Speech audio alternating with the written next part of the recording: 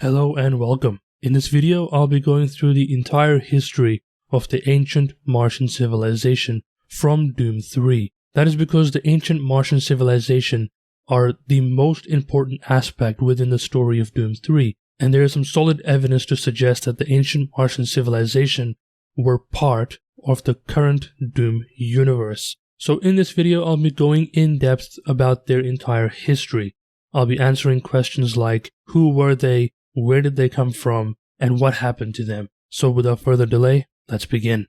So let's start from the very beginning. So when the UAC first established a base on Mars, they started digging on the planet's surface to start the construction of an entire Mars city. While digging, they managed to unearth an entire underground world that consisted of cities, temples, and infrastructure. It also had relics that were either active or dormant. Almost every single wall was lined with runes, texts, and various shapes of glyphs. They managed to find the remains of an actual civilization on Mars. So all of those rumors throughout human history, where humans believed that Mars used to be inhabited by a sentient species, was now confirmed. History was being made. So first and foremost, who are the ancient Martians? Well, based on the numerous scientific research conducted on the glyphs and tablets that the UAC found throughout the archaeological dig sites, they were able to get a solid understanding of a strong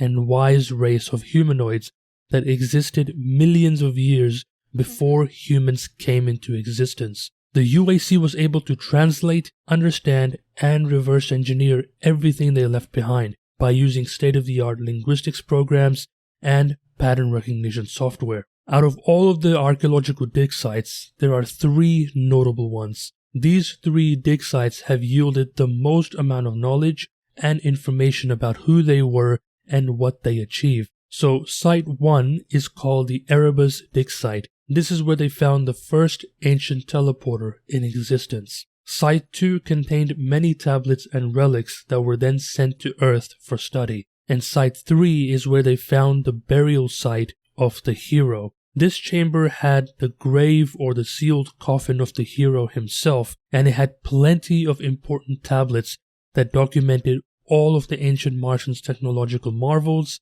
the great war against the demons, and the final moments of how most or their entire civilization perished. These tablets gives us an insight at the sheer knowledge and technology the ancient Martians possessed. It has been said in the lore that these tablets have been carved with such precision and accuracy that the UAC, even in the 2100s, is unable to achieve yet. So let's start with the first tablet.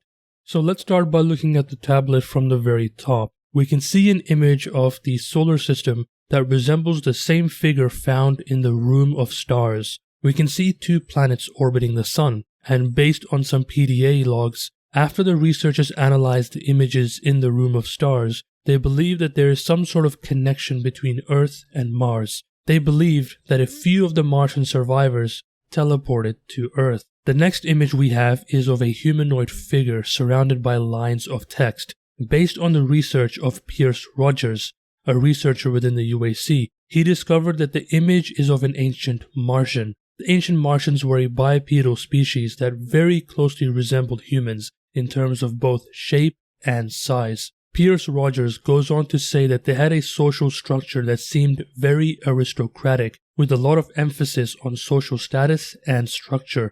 Based on the diagram in his video disc, we can see three castes or three groups that he discovered. The first and lowest castes are the laborers, the second are the warriors, and the third is the unnamed caste, but I believe they were the priests, mages, or the engineers, and they called themselves the Praelianthors. This is because not only would they have the highest status among the race and be their spiritual leaders, but they were the ones that created potentially the most powerful weapon in Doom, the Soul Cube. This is because the Soul Cube is magical in nature, because of how it was created and how it functions. The Soul Cube is a sentient being that communicates with the user through telepathy. So at this stage we can effectively confirm that the ancient Martians had magic of some kind, although we don't know how skilled and knowledgeable they were with magic.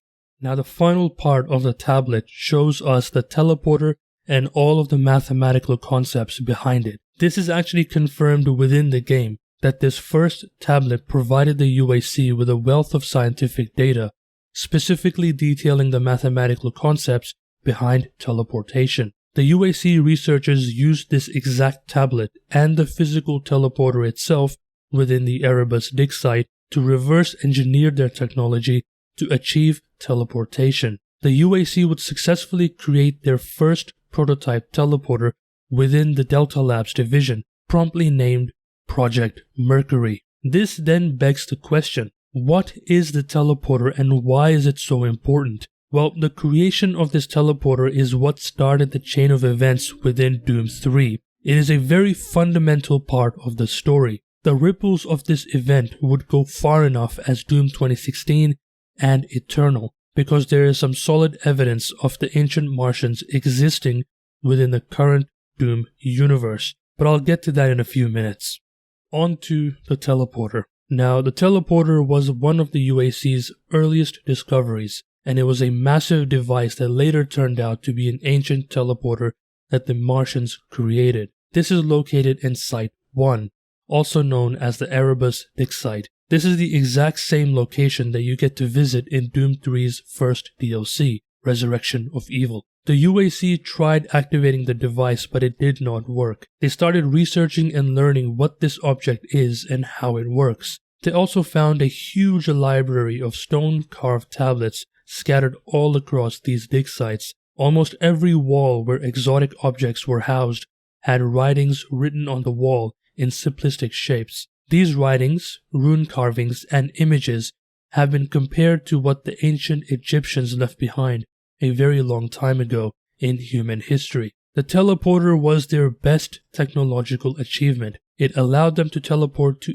any set location in any dimension they desire. When the teleporter was completed, they unknowingly opened the gates of oblivion itself. The demons poured through the gates and a great war would begin. This war would last for an extremely long amount of time. All of that was documented on the second tablet that was found next to the grave of the hero. During this war, the ancient Martians achieved some incredible feats, which is detailed on the next tablet that we will go through.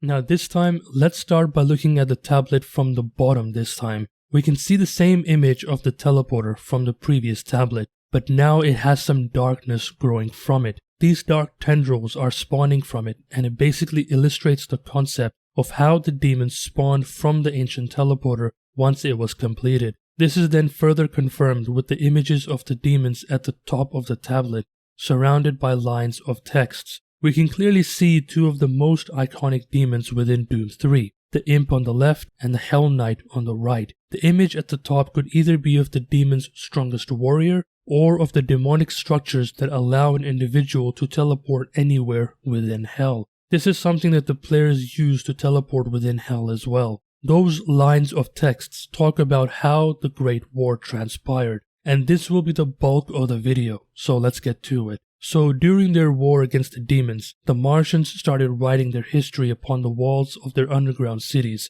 and upon stone tablets that we see all throughout Doom 3. They managed to document almost every intricate detail about the demons, their varieties, and all of the artifacts they possessed, with some of them still having some residual demonic magic on it, as we can confirm from Doom 3 and Doom 3's DLC. They also managed to document the stronger demons as well, like the Guardian boss we fight in the Lost Mission DLC, the Hell Hunters that we fight in Resurrection of Evil, and the Maledict himself, amongst many more. These Martians were extremely smart and strong. The Martians would regularly make expeditions deep within Hell and fight against many of them. They even made strongholds within Hell, where they would live and fight off demons. We see this in Doom 3's second DLC, The Lost Mission. Right at the very end, we can see an entire series of tunnels and hallways that have been created in the same way as ancient Martian architecture. This is also the place where we fight the Guardian boss. During their expeditions, the Martians would eventually find, undoubtedly, the most powerful artifact in all of Doom, the heart of hell itself. I have a video on it on my channel. The link is in the description, and I highly recommend you check that video out. They managed to document everything about the heart, how it works and what it does. They managed to document the hell hunters that were tasked with retrieving the heart and bringing it back to their master, the Maledict, who was the Dark Lord for a very long time. He was the Dark Lord millions of years before humans existed, and he is still alive throughout the events of Doom 3, which occur somewhere around 2145. So yeah, the Maledict has been around for a very long time. If you want to learn more about the Maledict, check out my lore video as well. The link is in the description. So even though the Martians fared quite well against the forces of hell, and they managed to document so much information, eventually they would lose the battle, but not the war. The demons would annihilate their entire race, or most of them anyway, but this is where the tablets that they created would tell the story of how the war ended. So there were two groups of people remaining. First of them were the few survivors that would leave the planet and scatter amongst the stars. No one knew what happened to them until one of the lead researchers by the name of Richard Davis managed to figure it out. It is said in his research logs that in one of the chambers within Resurrection of Evil, there is an interesting diagram on the ceiling. This diagram has an innate glow and is made up of some sort of crystalline material. It is believed that the diagram has been glowing ever since it was carved millions of years ago. Richard Davis managed to figure out that the diagram represents the solar system. Those runes that we see carved upon it are the locations where the ancient Martians teleported to. He also believed that by comparing the dates of when the tablets were first created, using carbon dating of course, it is very heavily implied that humans within Doom 3 are the descendants of the ancient Martians. Although this has not been straight up confirmed anywhere in the game, it is very heavily implied. The second group of remaining Martians would come together and willingly sacrifice their lives in order to merge their consciousness and give life to the strongest weapon, the Soul Cube. And this is what the next two tablets discuss. They talk about how the Soul Cube was made and how their mightiest hero wielded the cube and drove back the demons back into the depths of hell alone. But I will cover the entire lore of the Soul Cube in its own separate video, so make sure to subscribe. So now with the backstory of the Martian civilization out of the way, how does this story connect with Doom 2016 and Eternal? Does Doom 3 connect to the modern Doomverse? If so, how? Well, the answer to that is yes. So first of all, in Doom 2016, we can see the Soul Cube within Olivia Pierce's office. This can be assumed to be a simple Easter egg, but there is another huge reference that gives more precedence to this theory. In the last level of the game, we go to Catingler's Sanctum. This used to be a location on the planet of Argent Denor, but was later absorbed into the universe of Hell. Catingler's Sanctum is now a lifeless floating rock existing in a seemingly endless void. Catingler's Sanctum was the home to the Argenta's most sacred beings, the elemental wraiths, the first gods of Argenta. Now within this level, we can find a stone carving of the Martian hero with the Soul Cube in his hand against the forces of hell. The fact that this carving exists in Doom 2016 heavily implies that the events of Doom 3, or at least some parts of it, actually happened, and therefore the Soul Cube